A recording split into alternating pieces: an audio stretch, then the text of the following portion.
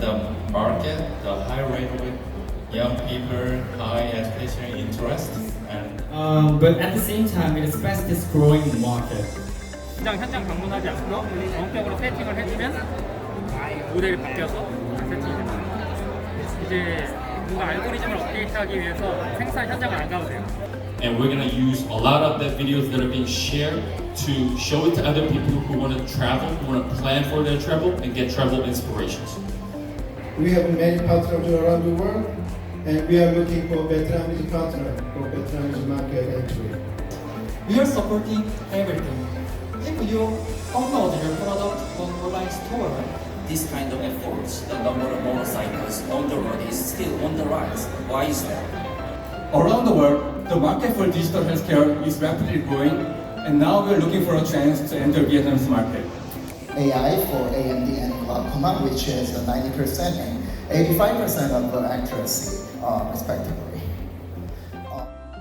머니투데이 유니콘 팩토리의 숨은 뒷이야기를 알아보는 순서 계속 이어가고 있습니다. 얼마 전에는 미국 편을 보셨고요. 이번에는 동남아시아에서 가장 뜨고 있는 베트남 편을 이야기해 볼 텐데요. 미국이라고 하면 사실상 K 스타트업들이 진출하고자 하는 왕중왕의 고지에 이른 아마 무대일 테지만 베트남은 또 이야기가 좀 다를 수 있을 것 같습니다. 이제 성장 가도를 지금 달리고 있는 베트남에서 우리는 어떤 기회를 엿볼 수 있을까를 직접 베트남 취재를 갔다 온 최태범 기자의 얘기를 통해서 들여다보도록 하겠습니다. 저번처럼 우리 최태범 기자 나와주셨고 그리고 고소영 기자, 그리고 김태형 기자 나와서 얘기를 나눠보도록 하겠습니다. 우선 베트남 하면 각자 떠오르는 그런 이미지를 한번 얘기를 해볼까 하는데 우리 태현 씨부터 얘기를 한번 해볼까요? 베트남 하면 가장 먼저 떠오르는 것은?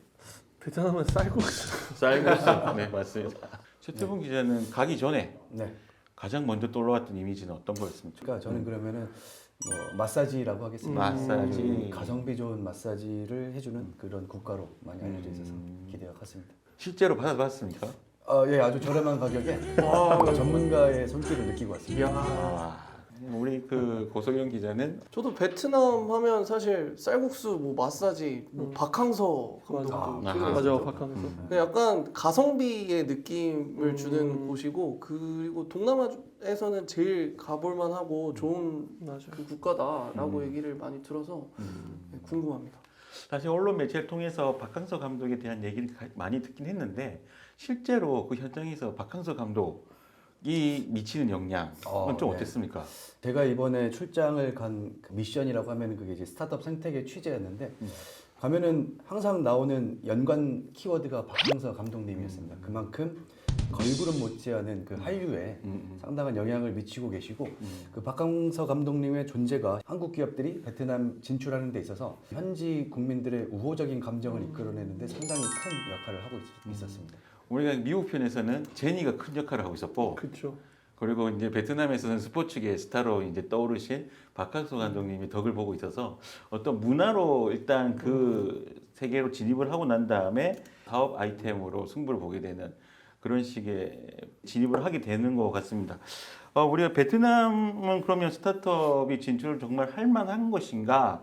라는 얘기를 한번 얘기를 해봐야 될 것 같은데 우리 최태범 기자는 이 베트남 시장의 어떤 성장 가능성 어떻게 보셨습니까? 네, 제가 다녀와서 기사로도 썼지만은 그 사실 동남아 국가들 중에 대표적인 것들이 있잖아요. 싱가포르나 인도네시아, 태국, 그다음에 베트남 정도가 해외 기업들이 사업하기 좋은 터전이 마련되고 있는데 제가 제 개인적인 판단으로도 이 베트남 같은 경우에는 인구 구조라든가 인구적인 특성 또 어떤 문화적인 특성 측면에서도 외국 기업들이 진출해서 사업하기 정말 좋은 국가라고 생각을 하게 됐습니다. 베트남 스타트업들이 지난 한 해 동안 받았던 그 투자금이죠. 13억 달러. 약 1조 6천억 원이라고 하는데 이것이 역대 최대 규모였다라고 얘기를 해요. 그러면 사실 이 정도 금액이면 지금 어느 수준의 급일까 하고 와닿지는 않는데 이게 한화로 하면 이제 한 1조 6천억 원.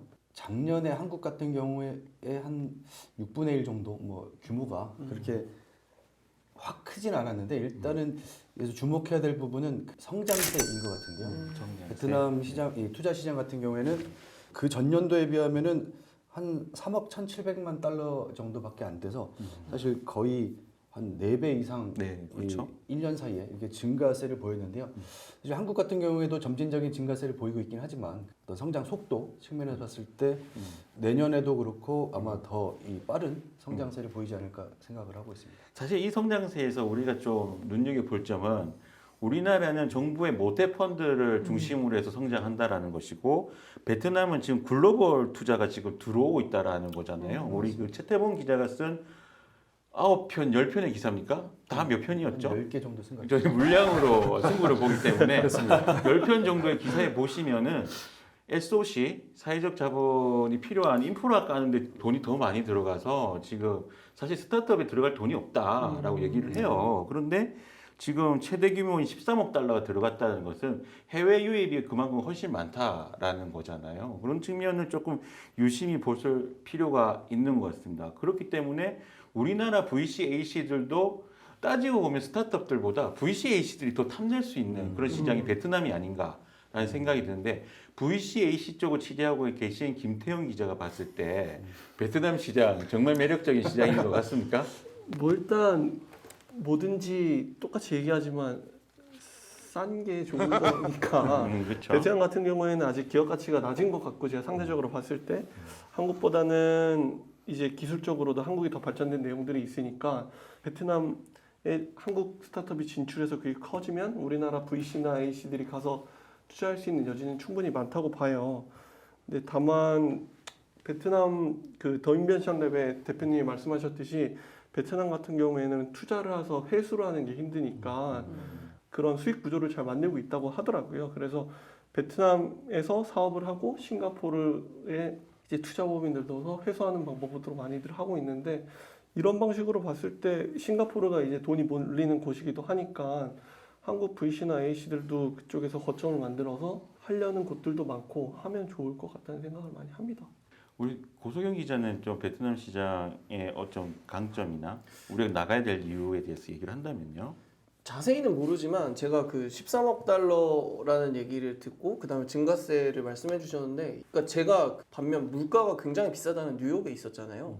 그 뉴욕의 그쪽 물가와 베트남의 물가를 생각했을 때 스타트업이 가지는 위상이 또 그냥 단순히 13억 5,400만 달러다라고만 볼 거는 아닌 것 같다는 생각도 들더라고요. 그래서 이게 그 동네 사람들의 물가와 그 다음에 생활 스타일 그런 걸 따져봤을 때는 이 성장세나 절대 규모로 봐도 만만치 않겠다라는 생각은 들긴 했습니다. 사실 국내 VC 업계들이 지금 우리가 자주 듣는 투자 혹한기라고 해서 국내 스타트업들한테 투자를 좀 꺼려하는 부분이 있긴 한데 이런 시점에 차라리 베트남 쪽으로 시선을 한번 돌려보는 것도 방법 중에 하나가 되겠다.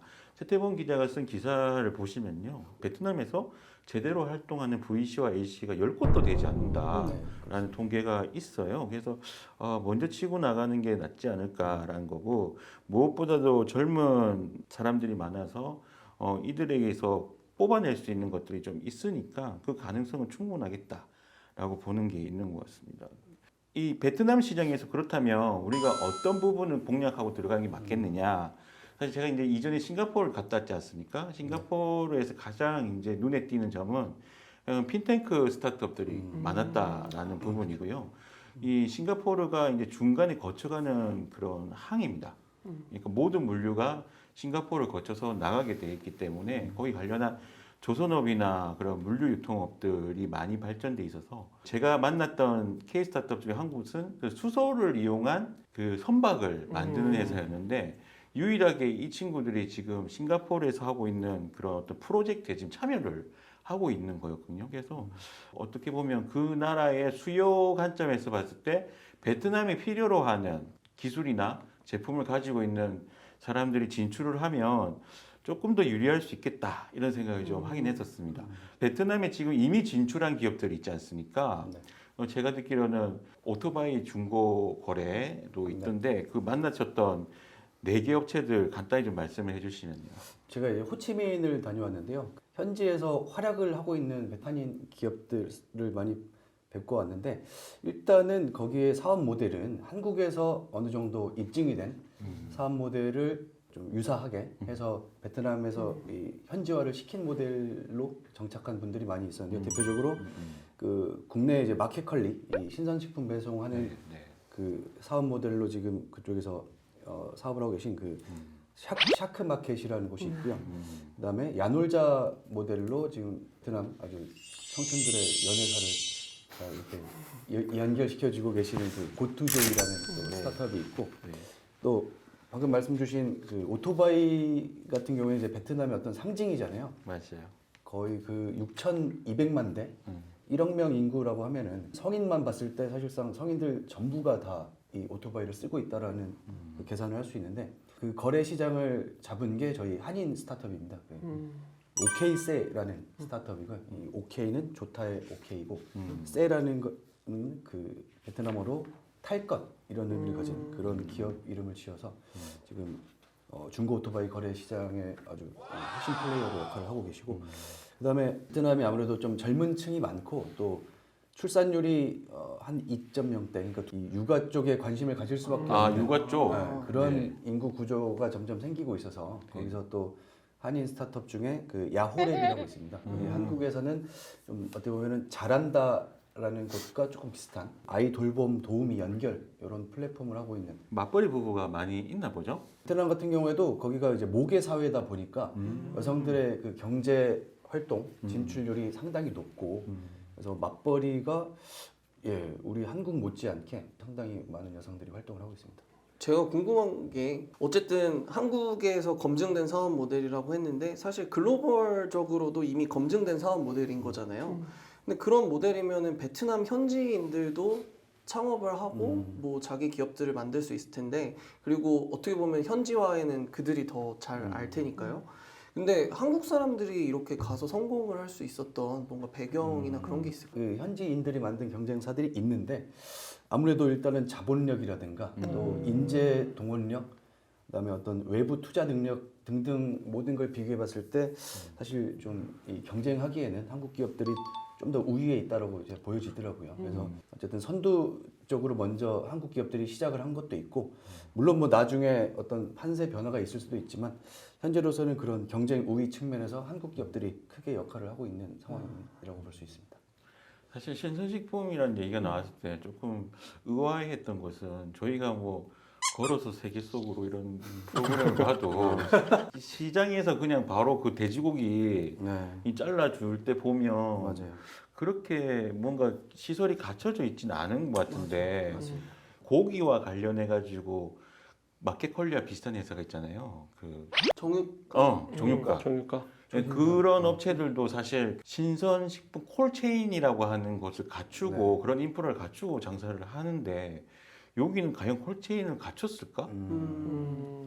그런 의문이 들긴 했었어요. 아까 말씀드린 신선식품 커머스를 하고 있는 샤크마켓의 그 냉동 창고를 직접 방문을 했는데 베트남 기후가 아무래도 열대, 아열대 이쪽 기후다 보니까 한국처럼 콜드체인이 그렇게까지 그 어떤 인프라를 구축하기가 상당히 어려운 상황이긴 한데 거기서 하고 있는 방식은 그 예를 들어서 이용자가 몇 시에 주문을 언제 어디까지 해달라라고 했을 때 냉장고에서 바로 꺼내서 대기 시간 없이 딱 맞는 배송 시간에 딱 맞는 위치로 배송해주는 시스템으로 그렇게 구축을 해서 음식이나 이런 유제품들의 신선도를 유지하는 전략을 쓰고 있습니다.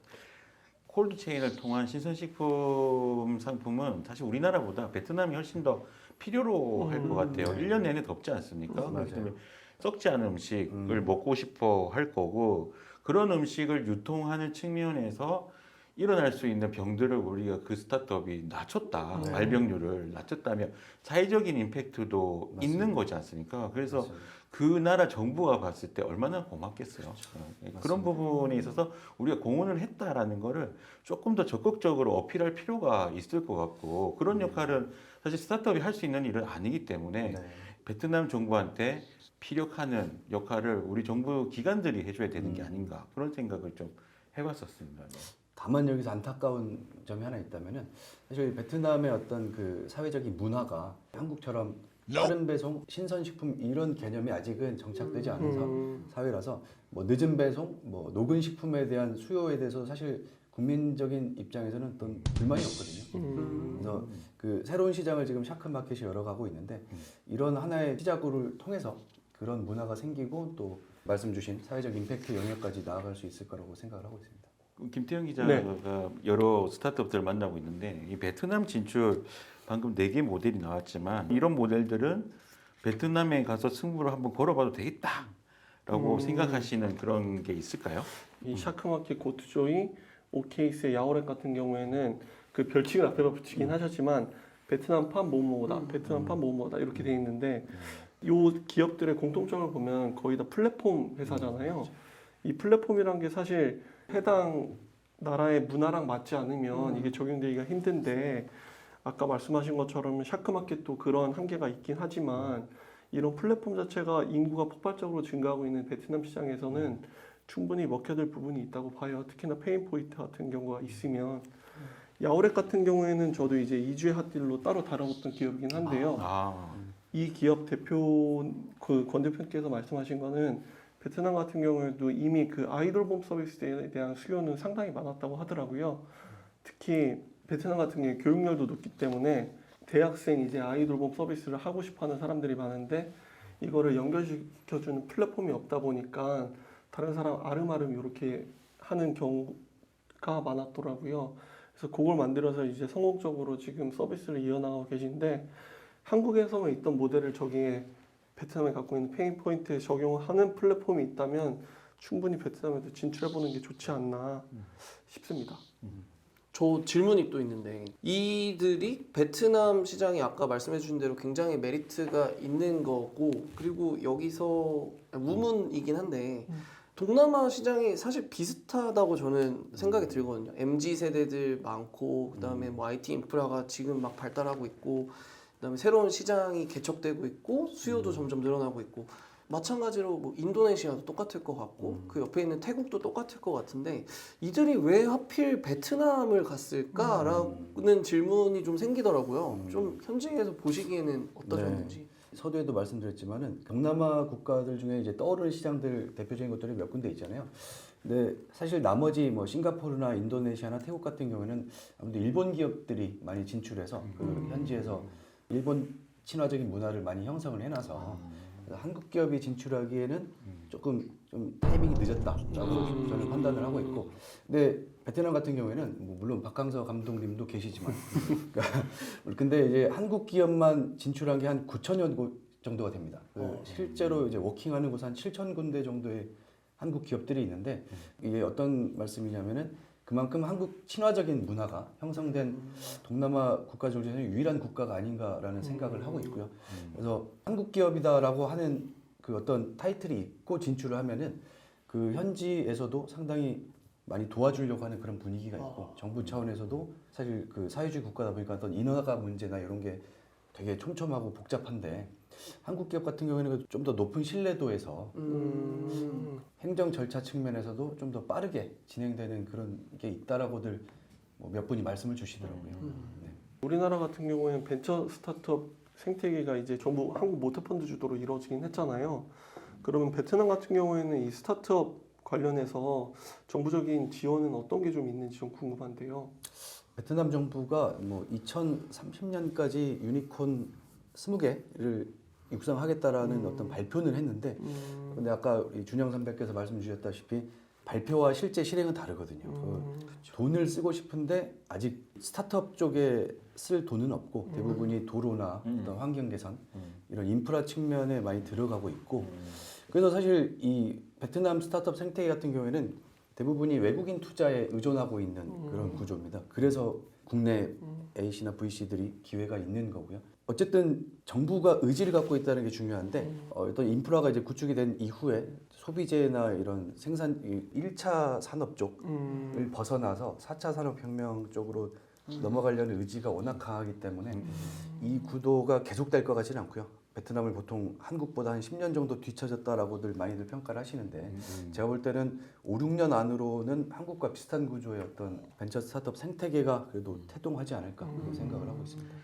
사실 인프라 쪽에 쓸 돈이 있지만 스타트업에 투자할 수 없다라고 한다면 좀 역으로 얘기했을 때 베트남도 아마 우리나라의 건설업체들이 해외 나가서 아니면 우리나라에서 고속도로를 깐 거를 알지 않습니까? 그리고 건물도 싱가포르의 웬만한 랜드마크들은 다 한국에서 지어준 거긴 한데 그런 식으로의 진출을 한번 생각해 볼 수 있지 않을까. 우리나라에도 건설과 관련한 기술 스타트업들이 있긴 한데 뭐 100% 중에서 6% 정도가 건설 스타트업이라고 얘기를 하는데요. 좀 더 탄탄한 그리고 좀 더 효율적인 그런 건설 인프라를 원한다면 기업들이 스타트업을 같이 등에 업고 같이 진출하는 형태도 괜찮지 않을까라는 거고 여담인데 사실 저희 장인어른께서 외국인 근로자를 대상으로 한 슈퍼마켓을 하셨었어요. 그래서 슈퍼마켓에 오시는 분들이 뭐 태국이나 베트남, 말레이시아 이런 쪽이었는데 베트남에서 오신 분들의 근로자들은 조금 다릅니다.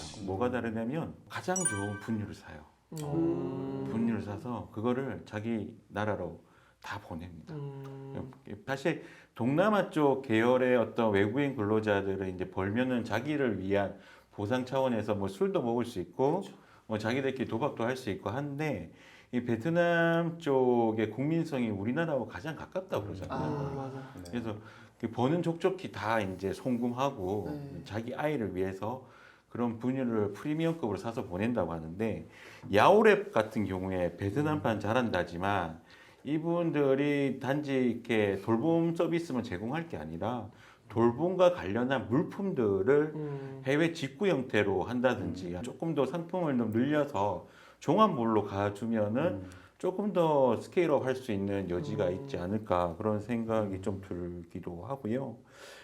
지금 제가 가장 좀 안타까운 건 이 건설 스타트업 쪽에서 진출할 가능성이 좀 있을까 그런 걸 한번 조금 더 타진해 보면 좋겠다는 거고 또 베트남이 빠지지 않는 게 교육열입니다.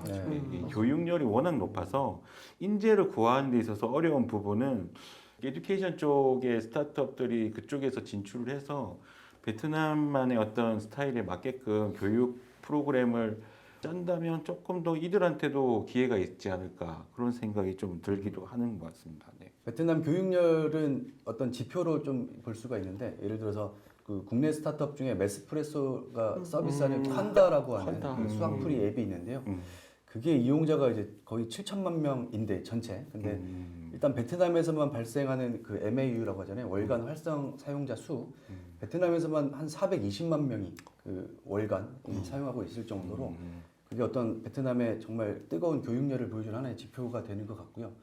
그 외에 또 그 건설 스타트업 쪽 말씀 주신 거는 이제 그 제가 그 베트남 출장 갔을 때 김광묵 코트라 그 호치민 무역관장님을 뵀는데 그분이 어떤 제안을 해주는 그러니까 한국 기업이 베트남에 진출해서 사업성을 가질 수 있는 유망 분야로 꼽아주신 게 딱 건설 기자재, 그다음에 전력 아직은 아니지만 이제 신재생 에너지나 이런 쪽도 말씀 주셨거든요. 왜 그러냐면은 베트남이 지금 아까 정부 차원에서 인프라를 많이 깔고 있다고 했잖아요. 그래서 지금 건설을 상당히 많이 하고 있습니다. 그래서 그와 연관된 어떤 기술, 사스 등등 뭐 관련된 기술을 할 수 있는 스타트업이 진출한다고 하면은 상당히 유망할 것이라고 그 이제 관장님께서 추천을 해주셨는데 제가 봐도 베트남의 이제 군 호치민이 1군, 2군 뭐 이런 식으로 구분이 되는데 거기 봐도 강남 못지않게 많은 고층 빌딩들이 세워지고 있고 혹시 뭐 한국에서 이제 부동산 투자를 힘들게 생각하시는 분들은 베트남 부동산 시장을 한번 들여다보는 것도 뭐 상당히 이 투자 측면에서도 가치가 있다고 생각을 하고 있습니다. 소유가 가능합니까? 소유는 아니고 정부로부터 50년 임대하는 건데 그게 사실상 뭐 소유에 가깝고 그 안에 거래하면서 또 차액 실현을 많이 할 수 있거든요. 거기 보니까 베트남 강남이라고 할 수 있는 1군 지역 거기 아파트가 한 3억 정도 하는 걸로 제가 시장 조사를 하고 왔는데 그 정도면 뭐 몇 평인가요? 뭐 강남 아파트 정도의 어떤 그런 호화스러운 아파트였습니다. 호화저택 3억에 구매할 수 있다. 정말 만나기 힘든 김관무 코트라 호치민 무역관장님 그 무역계 바캉스라고 또 표현을 맞습니다. 좀 해주시고 하셨는데 그 기사를 그 시청자분들이 한번 읽어보시면 먼저 눈에 띄는 것이 그 K-무브라는 그런 프로그램이 나와요. 이게 한국 청년들이 베트남 진출 기업에 취업할 수 있도록 매칭하는 거라는데 이게 어떤 건지 좀 간단히 설명해 주시죠. 코트라 저희 호치민 무역관의 업무 중에 한 10%를 차지하는 게 K-무브거든요. 10%나? 10%입니다. 기업 진출, 시장 조사 이런 것들 해주는 게 70%의 업무고 나머지 20%가 그 기업들의 어떤 법률적인 자문, 세무 대리 뭐 도움해주는 게 한 20%고 나머지 10%가 K무브거든요. K무브라는 거는 해외 취업 연계, 소개, 알선 뭐 이런 프로그램으로 볼 수 있습니다. 그러니까 해외 취업하고자 하는 대학생이나 취준생들이 있으면은 코트라가 현지 한국 기업 또는 뭐 현지 기업과 연결해서 그 현지에서 일을 할 수 있게 도와주는 그런 프로그램입니다. 기사에서 컴퍼니 빌더라는 얘기가 잠시 나옵니다. 네. 이 컴퍼니 빌더는 무엇이고 이거에 베트남에 진출했을 때 어떤 기회 요인 그게 뭔지 좀 네. 네, 이게 컴퍼니 빌더라는 개념이 생소하신 분들이 많을 텐데요. 보통 엑셀러레이터나 벤처 캐피탈, AC, VC라고 했을 때 대부분이 어떤 투자금을 주고 뭐 멘토링하는 그 정도 수준의 모델이 그동안의 문맥이었다고 하면은 컴퍼니 빌더는 그러니까 창업을 해봤던 전문가가 같이 창업을 해서 그 회사를 키운 다음에 지분을 갖고 분사를 시키는 그런 구조입니다. 그러니까 이게 조금 다른 게 그러니까 단순히 투자만 하는 게 아니라 사업 아이디어 개발 단계부터 뭐 팀 구성, 뭐 사업 모델을 이제 시장에 적합하게 구체화하고 자금 투입까지 하는 진짜 올인원 패키지로 창업할 수 있는 거를 도와주는 건데 대신에 뭐 당연히 지분을 많이 분사할 때 좀 줘야 한다는 특징은 있지만 어쨌든 아이디어만 있으면은 시장에 진입하는 데까지 걸리는 시간을 크게 줄여주는 사업 모델이 컴퍼니 빌더입니다. 베트남 같은 경우에는 그러면 창업 보육시설 같은 경우에는 어떻게 좀 형성이 돼 있나요? 우리나라 같은 경우에는 각 지자체나 서울시 같은 경우에도 창조경제혁신센터나 아니면 그런 센터들이 다 있어서 거기서 이제 육성을 하는 방식인데 베트남 스타트업 업계에서는 그런 보육시설은 어떻게 돼 있는지 좀 궁금하긴 하네요. 그리고 제가 이번에 베트남 가면서 느낀 게 한국은 정말 창업 생태계가 잘 돼 있습니다. 정말 그 베트남의 이제 과기 국가인데 공간을 제공하고 육성하는 프로그램이 있는데 사실 뭐 한국과 비교해서는 정말 터무니없이 좀 미약한 수준에 있고 하노이라든가 호치민 그 지자체 차원에서도 좀 지원을 해주고 있는데요. 그 포션 자체도 그렇게 크지 않고 그걸 이제 키워 나가려고 하는 게 베트남 정부의 지금 이 추진 방향이죠. 제가 뉴욕에 가서 여기에 스타트업 생태계 열기를 느낄 수 있는 데가 어디냐를 계속 저는 찾아다녔거든요. 근데 뭐 결국에 뉴욕에서 찾았던 답은 뭐 그게 따로 있는 게 아니라 곳곳이었다라는 답이었지만 혹시 베트남에서도 어떤 그런 뭐 스타트업 메카라고 불릴 만한 뭐 거리나 지구나 뭐 이런 데가 있었을까요? 베트남 같은 경우에는 그 아까 말씀드렸던 과기부 쪽에서 운영하는 그 시설이 있는데 사실 그 이름이 지금 정확하게는 기억이 안 나는데 그 건물 중심으로 해외 비롯해서 국내외 스타트업들이 입주한 공간이 있는데요. 거기에 한국 기업들도 입주해 있고요. 그 공간이 제가 봤을 때는 가장 어떤 스타트업 메카이기는 한데 사실상 또 여기저기 많이 분산돼 있고 베트남에 있는 스타트업이 한 3,800개 정도로 제가 들었는데요. 사실 거기에 입주한 스타트업은 뭐 100군데도 안 되고 나머지는 다 호치민, 뭐 하노이 근데 분산돼 가지고 예를 들어서 아까 야호랩 같은 경우에도 제가 그 본사를 방문했는데 정말 여기에 사무실이 있어라고 할 정도의 조금 외지로 쭉 들어가서 내려서 좀 긴장했던 그런 공간에 수리남 같은 느낌이라고 맞습니다. 네. 여기 잘못 온 거 아닌가?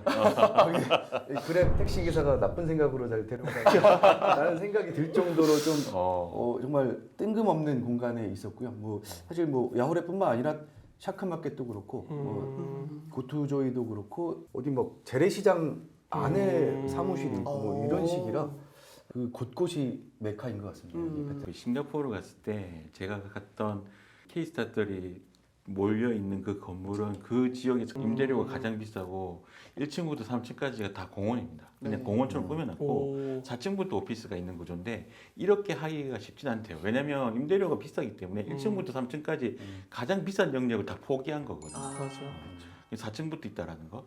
근데 거기에 들어간 이유에 대해서 물으면 하나같이 얘기하는 것이 VC들이 왔을 때 회사다워 보여야 된다라는 거. 그 뉴요커들이 얘기하는 위웍스가 들어가는 이유는 내가 성공한 스타트업의 사람인 것처럼 보여지기 때문이다 라고 하는데 그런 식의 건물이 아마 생기려고 한다라고 하는 거는 아마 이런 거 아닐까? 투자금이 엄청나게 활발하게 지금 돌고 있다. 아. 저거를 확보하려면 내가 좀 그럴듯한 건물에 들어가 있으면서 회사의 모양새를 나타내야 된다. 그런 식의 어떤 필요성이 있어야 그런 것 쪽으로 들어가지 않을까 싶은데 베트남은 아직까지는 뭐 그 정도 수준은 아직 아니어서 나중에 아마 생길 수 있겠죠. 네. 실리콘밸리도 마찬가지고 뭐 뉴욕도 마찬가지인데 일단은 그 창업 생태계가 제대로 돌아가는 그 단계가 되려면 일단 선배 창업가들이 한번 주르륵 엑시트를 해야 된대요. 그리고 주르륵 엑시트를 하고 그 다음에 그들이 다시 투자자가 돼서 후배 스타트업을 양성을 하거나 아니면 재창업을 하는 그 정도 한번 순환을 해줘야 되는데 뭐 개인적인 느낌이지만 베트남에서는 이제 막 태동하고 있는 생태계이기 때문에 아직 그 단계까지는 못 온 게 아닌가. 근데 이제 그런 게 된다면 또 어딘가에 또 어떤 밀집된 장소가 생기지 않을까 뭐 이런 생각도 좀 드네요. 저는 이 기사에서 가장 궁금했던 것이 그 도시별 순위였습니다. 호치민 같은 경우에는 글로벌 스타트업 생태계 연구센터에서 발표한 스타트업 생태계 순위에서 호치민은 전년 대비 26위가 올라갔어요. 그래서 179위가 됐고 하노이는 근데 5계단밖에 못 올랐어요. 그래서 191위를 기록한 거예요. 우리가 딱 베트남 하면 이제 하노이를 먼저 떠올릴 만도 한데 호치민이 이렇게 치고 올라오는 이유는 무엇일까? 그게 좀 궁금했었습니다. 저도 하노이는 한 5, 6년 전에 가본 적이 있긴 한데 하노이에 대한 기억은 사실 오토바이 매연 외에는 그렇게 우리 거기도 도시화가 진행되고 있긴 한데 어떤 그 열기라고 할까요? 사람들의 열기가 그렇게 느껴지지는 않았었거든요. 그게 제 이미지입니다. 근데 제가 이번에 호치민을 갔던 것도 베트남에서 매년 개최하는 글로벌 스타트업 행사가 있는데요. 그게 호치민에서 열립니다. 그게 어떤 의미냐면 스타트업 힐. 네, 맞습니다. 네. 그 행사가 호치민에서 지금 2013년부터 열려서 거의 이제 10년째를 맞는 행사인데 그러니까 호치민시 자체도 이 스타트업 육성에 대한 의지가 아무래도 하노이에 비교하면 훨씬 더 강하고 좀 자금도 많이 투입하고 있고 뭐 외자 유치라든가 이런 데 되게 적극적이었거든요. 그런 걸 보면은 하노이와의 어떤 격차가 앞으로도 좀 더 벌어지지 않을까 생각하고 있습니다. 도시 간의 경쟁이 이루어지면 훨씬 더 스타트업 생태계가 만들어지는 데 있어서 속도감이 좀 붙지 않을까 그런 것 같습니다. 그런 측면에서 저희가 내년에도 이와 같은 영준 계획을 준비하고 있다. 힌트만 드리고 혹시 마지막으로 김태형 기자나 고소영 기자가 좀 궁금한 게 있으면 얘기를 좀 해주세요. 그 스타트업 힐 행사를 다녀오셨잖아요. 거기도 이제 베트남 스타트업이 한 50군데 정도 참여를 했다고 하는데 이 사람들은 뭘 하고 있고 어떤 단계에 있는데 어떤 게 좀 가장 필요한지 좀 궁금하거든요. VC나 A씨들이 뭐 베트남에 진출한 한국 기업만 투자할 건 아니니까요. 그런 부분을 좀 설명해 주시면 좋을 것 같습니다. 사실 뭐 제가 베트남어가 약해서 이 스타트업 힐 행사가 어떻게 보면 투 트랙인데요. 네. 베트남 자국 스타트업 50군데가 피칭하는 행사가 한 트랙이 있고 그다음에 뭐 한국을 비롯해서 글로벌 스타트업들이 참여해서 50군데가 참여해서 또 피칭하는 행사가 하나 있는데 저는 물론 이제 한국 기업이 참여한 그 글로벌 피칭 중심으로 챙기긴 했는데 자기네 행사다 보니까 그 비중은 당연히 베트남 스타트업들한테 엄청나게 많이 줬거든요. 그래서 가서 보면은 사실 정말 한국이랑은 다를 게 없다고 봐요. 이 사업 모델 측면에서는 다른 게 없어요. 왜냐하면은 뭐 드론 관련된 사업을 하는 스타트업도 있고 베트남 자국 스타트업 중에 그다음에 뭐 F&B 쪽 그러니까 어떤 건강 기능식품이라든가 식음료 쪽 하는 스타트업도 있고 영역이 레인지가 식음료부터 이 첨단 기술까지 모든 사업 모델이 다 망라돼 있어가지고 그래서 사실 베트남 하면은 어떻게 보면은 이게 안 좋은 인식일 수 있는데 어떻게 좀 낙후됐다라는 이미지를 갖고 있잖아요. 근데 낙후된 거는 맞는데 디지털 수준은 많이 올라온 국가라서 그래서 한국과 어떤 그 스타트업들의 사업 모델 자체는 크게 차이가 없다라고 느꼈습니다. 베트남에 진출한 한국 스타트업들이 그 자기네들의 네트워크가 있는지 좀 궁금해요. 국가마다 뭐 특성이 달라서 미국은 많이 필요하다고 하는데 베트남은 그게 필요한지 아닌지 또 잘 모르겠긴 한데 좀 어떤가요? 제가 이번 출장은 참 힘들었던 게 모든 일정을 제가 다 짜야만 해서 이게 가장 힘들었는데 근데 이게 잘 풀렸던 이유를 먼저 설명드리자면은 처음에 코트라 쪽이랑 연결을 했잖아요. 그러면 이제 코트라 쪽에서 기업 한 군데를 연결시켜 줬는데 그 기업 한 군데서 또 다른 기업, 또 다른 기업, 또 다른 기업. 그러니까 이게 무슨 말이냐면은 거기 현지에 진출한 한국 기업들끼리는 상당히 끈끈한 이 유대 관계를 구축하고 있고 근데 뭐 제가 또 심층 취재를 해보니까 그 그룹이 한 두세 군데가 있다라고 하더라고요. 한인 창업가들이 뭉친 그룹이 두 군데, 세 군데 정도 있고 그 커뮤니티를 중심으로 정보 교류도 많이 하고 네트워킹, 뭐 친목, 사업 교류라든가 협업 이런 게 많이 일어나고 있고 사실 베트남 이 어떤 정부도 그렇고 이 어떤 공권력이 아직은 좀 부정부패 측면이 좀 강해서 뒷돈 찔러준다거나 이러면은 뭐 처벌 안 하고 뭐 봐주고 또 프리패스 해주고 이런 게 있는데 그런 인맥 형성하는 데 있어서도 한인 네트워크가 상당히 중요하고 기능을 하거든요. 그래서 베트남에서 사업을 하려고 하시는 분들이 계시다고 하면은 정말 어떤 공정함은 조금 그거를 생각하고 가시면 안 되고 어떤 이제 뒷돈 뭐 정말 어떤 전문 용어로 뽀찌 리베이트라고 하시죠. 리베이트 그런 거를 하실 줄 알아야지 거기서 어떤 인허가 문제라든가 정부 규제 쪽에서 많이 자유로울 수 있다는 점을 분명히 명심을 하고 가셔야 되고 그다음에 한인 커뮤니티도 중요한데 거기가 또 사회주의 국가하고 좀 폐쇄성이 있다 보니까 현지에서 좀 역할을 해줄 수 있는 분이랑 같이 뭐 공동 창업까지는 아니더라도 어느 정도의 충분한 역할을 주고 나서 해야 그걸 훨씬 더 원활하게 풀 수 있다라고들 많이들 말씀 주시더라고요. 그래서 사실 싱가포르에 진출할 때 내부 회사 인력을 싱가포르의 지역인으로 몇 %를 채워야 된다라는 조건이 붙어요. 그러니까 이게 뭐 그렇게 되면 조금 정부 지원이나 이런 부분에서 좀 혜택을 볼 수 있는 부분도 있고 하기 때문에 근데 현지에서 로컬화 전략을 만약에 써야 된다면 뭐 현지인은 안 쓸 수가 없겠죠. 그래서 그들을 적당히 쓰기도 하고 해야 되지 않을까라는 생각이 들고 사실 그 가장 투명성이라는 부분에서의 그 걸림돌이 있긴 하지만 그 부분은 우리 한국 스타트업들이나 거기서 도와주는 교민들이 계실 텐데 그분들과의 네트워크를 통해서 좀 풀어나가야 되지 않을까. 우리가 뭐 알겠습니까? 뭐 이렇게 점심이나 해 뭐 이렇게 그게 좀 어색한 분들도 계시잖아요. 그러니까 그런 분들 교민들을 통해서 좀 풀어볼 수 있는 네트워크를 구성을 하는 게 좋겠다라는 생각이 들고 저는 이런 거 한번 이거 진짜 질문 같지 않겠지만 그 이전에 그 미국 진출하셨던 스타트업 대표께서 얘기를 하셨던 것이 그 영어를 잘해야 된다라고 얘기하잖아요. 근데 맞습니다. 어떻게 베트남은 혹시 영어만 잘하면 되는 건지 아니면 베트남어도 할 수 있어야 되는 건지. 일단 제가 거기서 느낀 거는 그러니까 판단한 거는 영어가 1번이고요.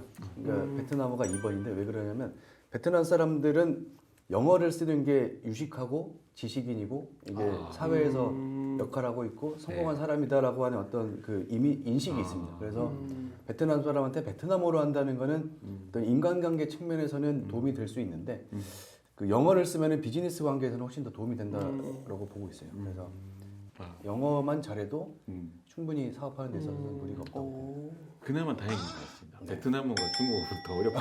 그래서 성조가 훨씬 많고. 그 베트남식 영어가 또 어렵지 않나요?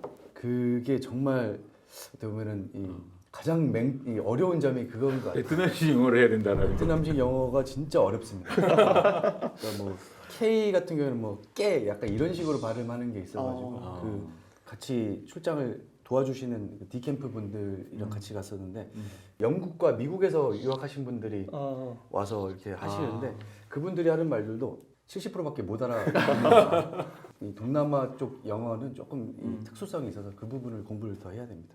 예, 저희 베트남 얘기를 듣다 보니까 이제 주어진 시간이 다 돼서 이제 마무리를 지어야 될 것 같습니다. 베트남 시장 확실히 들어보니까 뭐 성장 가능성이 있고 한번 진입해 볼 만한 그런 기회의 땅이 아닌가라는 생각이 드는데 태태본 기자한테 마지막으로 여쭌 거는 만약에 점수를 준다. 그러면은 이 베트남에 몇 점 정도 주실 것 같습니까? 몇 점 만점인가요? 100점 만점에? 네.